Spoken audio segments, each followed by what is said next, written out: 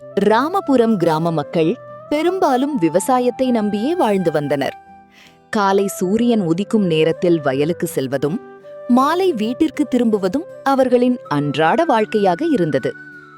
அந்த கிராமத்தில் ரங்கையா என்ற விவசாயி வாழ்ந்து வந்தான். அவன் மிகவும் நல்லவன், யாருக்கும் தீங்கு நினைக்க மாட்டான். ஆனால் அவனுக்கு ஒரு குறை இருந்தது. யார் என்ன சொன்னாலும் எளிதாக நம்பிவிடுவான். அவனுடைய மனைவி மீனாட்சி. அவள் மிகவும் புத்திசாலி. எந்த விஷயத்தையும் உடனே நம்ப மாட்டாள். நன்றாக யோசித்து முடிவெடுப்பாள். ஒரு நாள் காலை, மாமா, இன்று சந்தைக்கு போறீங்களே, கவனமா இருங்க என்றாள் மீனாட்சி. என்ன ஆக போகுது என்று சிரித்தான் ரங்கையா. எல்லாரும் நல்லவங்க இல்ல, சில பேரை ஏமாத்தவும் பார்க்கலாம். அடடா, என்னை யாராலும் ஏமாத்த முடியாது என்று சொல்லிவிட்டு ரங்கையா நெல்லு மூட்டைகளுடன் சந்தைக்கு கிளம்பினான். சந்தை மிகவும் பரபரப்பாக இருந்தது. அங்கிருந்த வியாபாரிகளில் ஒருவன் ரங்கையாவை கவனித்தான். அவன் பெயர் சின்னதுரை. சின்னதுரை மிகவும் தந்திரமானவன். எப்படியாவது மக்களை ஏமாற்றி பணம் சம்பாதிப்பவன். ரங்கையாவின் அப்பாவித்தனத்தை பார்த்தவுடன் அவனுக்கு ஒரு திட்டம் தோன்றியது. அண்ணே, உங்க நெல்லு நல்ல தரமா இருக்கு என்று புகழ்ந்தான். ரங்கையா மகிழ்ச்சி அடைந்தான். எவ்வளவு விலைக்கு வாங்குறீங்க என்று கேட்டான். நீங்க சொல்ற விலைக்கே வாங்கிக்கிறேன் என்றான் சின்னதுரை. சில நிமிடங்களில் பேரம் முடிந்தது.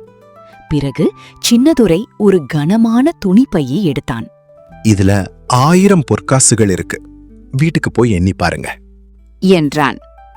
பையை பார்த்த ரங்கையா சந்தோஷப்பட்டான். அவன் அதை எண்ணி பார்க்காமல் வீட்டிற்கு கொண்டு வந்தான். வீட்டிற்கு வந்ததும் மீனாட்சி பையை திறந்தாள். மேலே சில பொற்காசுகள் இருந்தன. ஆனால் கீழே முழுவதும் கற்கள்.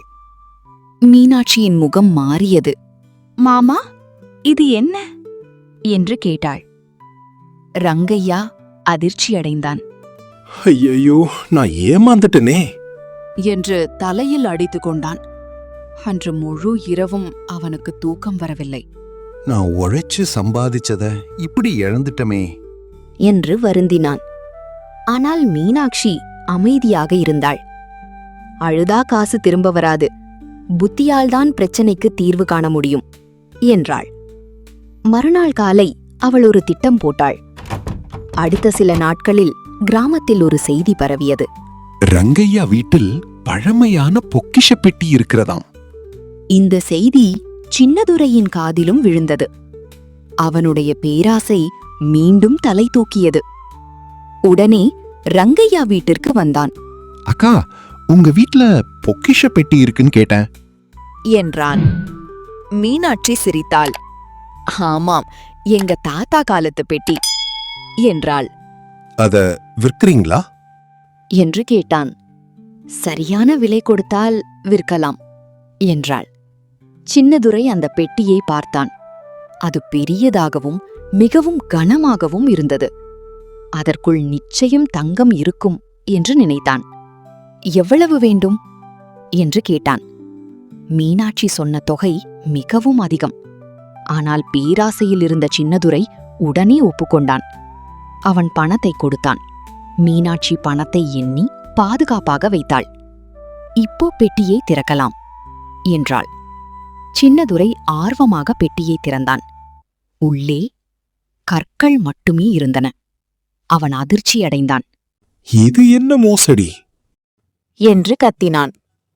அப்போது மீனாட்சி அமைதியாக பேசினாள். நீ என் கணவருக்கு கொடுத்த பையில இருந்த கற்கள்தான் இவை என்றாள். அந்த நேரத்தில் அங்கு ஊர் மக்கள் கூடினர். ஊர்த்தலைவர் முன்னே வந்தார். வாங்க, நம்ம மரத்தடிக்கு போலாம். உண்மை என்ன என்று கேட்டார். மீனாட்சி எல்லாவற்றையும் விளக்கமாக கூறினாள். ரங்கையாவும் நடந்ததை சொன்னான். ஊர் மக்கள் கோபமடைந்தனர். உழைப்பாளிகளை ஏமாத்துறவன் நல்லவனா இருக்க முடியாது என்று பேசினர். சின்னதுரை வெட்கப்பட்டான். தனது தவறை ஒப்புக்கொண்டான். அவன் ஏமாற்றி எடுத்த பணத்தையும் திருப்பிக் கொடுத்தான். மேலும் மன்னிப்பும் கேட்டான். ரங்கையா நிம்மதியடைந்தான்.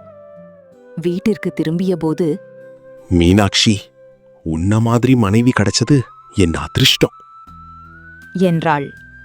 அந்த நாளிலிருந்து ரங்கையா எந்த விஷயத்தையும் யோசிக்காமல் நம்பவில்லை.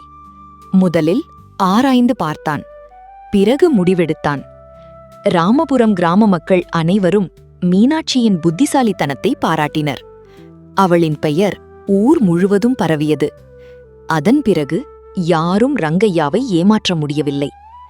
கதையின் நீதி: நல்ல மனம் மட்டும் போதாது, வாழ்க்கையில் புத்திசாலித்தனமும் இருந்தால்தான் ஏமாற்றங்களிலிருந்து தப்பித்து வெற்றி பெற முடியும்.